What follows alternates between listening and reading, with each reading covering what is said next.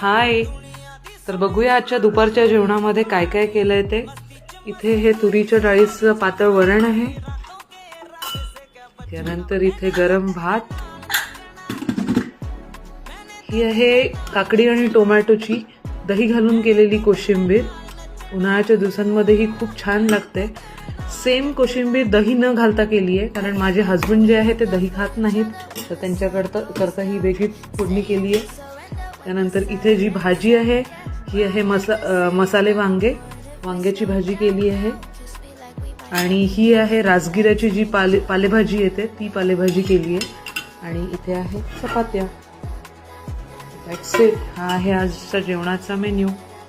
तुम्ही काय काय केलंय कळवा मला कमेंट्समध्ये.